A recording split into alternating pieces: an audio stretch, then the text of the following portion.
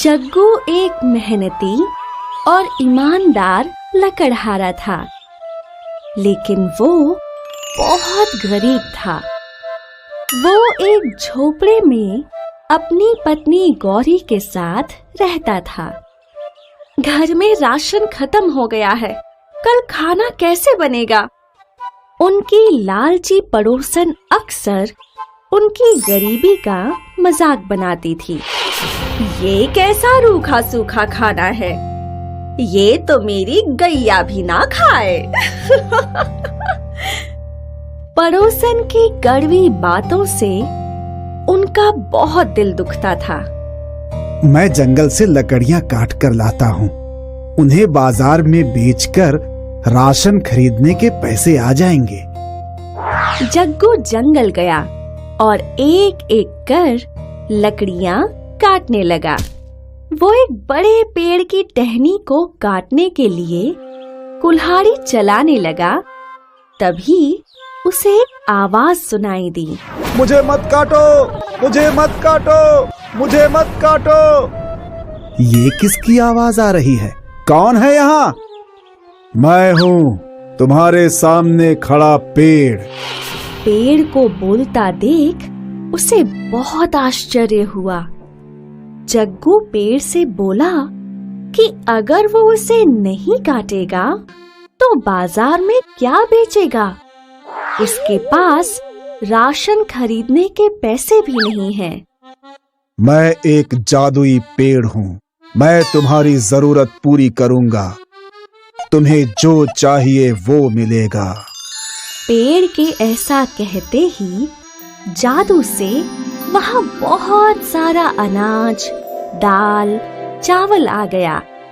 ये देख जग्गू बहुत खुश हुआ। धन्यवाद जादुई पेड़, तुमने मेरी जरूरत पूरी कर दी। महीने भर का राशन देख गौरी भी बहुत खुश हो गई। अब हमें भूखा नहीं रहना पड़ेगा। तभी पड़ोसन वहां आ गई। वहां रखा सामान देख, इतना सारा राशन इन गरीबों के पास। पड़ोसन ने गौरी को उसके बेटे के जन्मदिन की दावत का न्योता दिया। शाम को दावत में कोई फटी पुरानी साड़ी पहनकर मत आ जाना। गौरी के पास तो एक भी अच्छी साड़ी नहीं थी। वो दुखी होकर रोने लगी।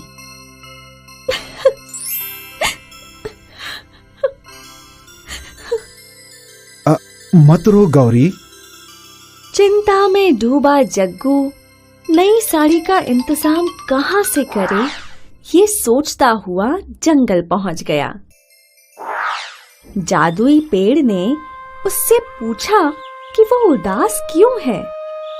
मेरी पत्नी के पास एक भी अच्छी साड़ी नहीं है, मैं उसे साड़ी कहाँ से ला कर दूं? बस इतनी सी बात, तुम्हें जो चाहिए वो मिलेगा। जादुई पेड़ के ऐसा कहते ही वहाँ एक नई साड़ी आ गई। जग्गू साड़ी देख बहुत खुश हुआ। उसने पेड़ का शुक्रिया किया और साड़ी लेकर घर चला गया। नई साड़ी देख गौरी बहुत खुश हुई। वही साड़ी पहनकर वो जग्गू के साथ पड़ोसी के घर दावत में भी गई। गौरी को सुंदर साड़ी पहने देख दावत में मौजूद सभी मेहमानों ने गौरी की बहुत तारीफ की। इस साड़ी में तुम बहुत सुंदर लग रही हो। गौरी की तारीफ सुनकर पड़ोसन को जलन होने लगी।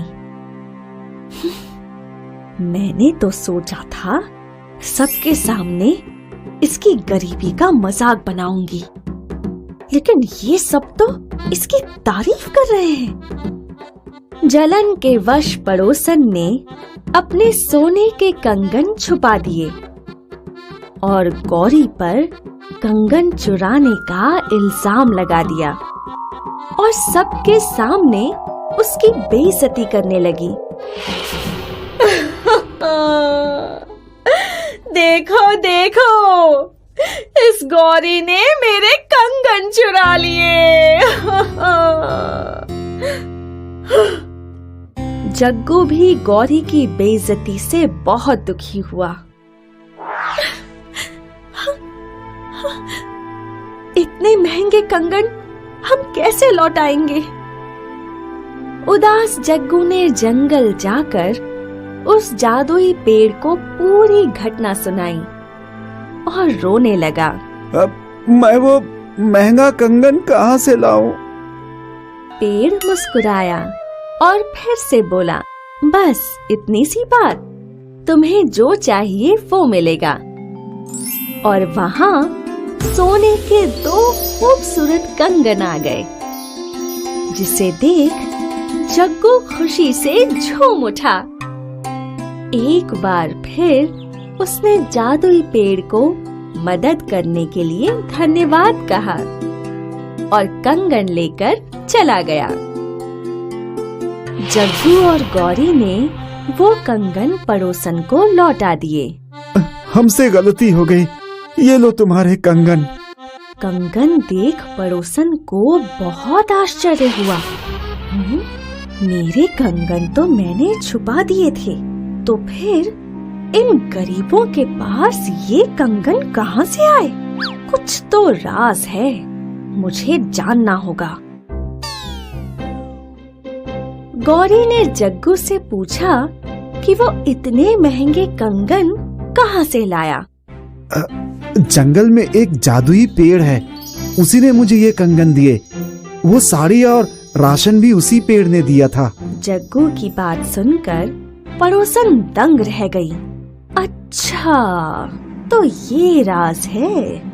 तब तो मैं भी उस जादुई पेड़ से सोने, चांदी, हीरे जवाहरात मांगकर बहुत बहुत अमीर बन जाऊंगी।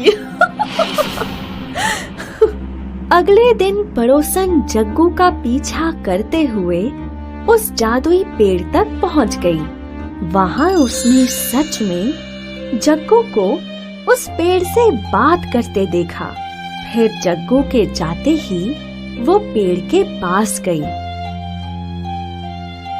जादुई पेड़, चल जल्दी से मुझे एक 9 लखा हार दे दे।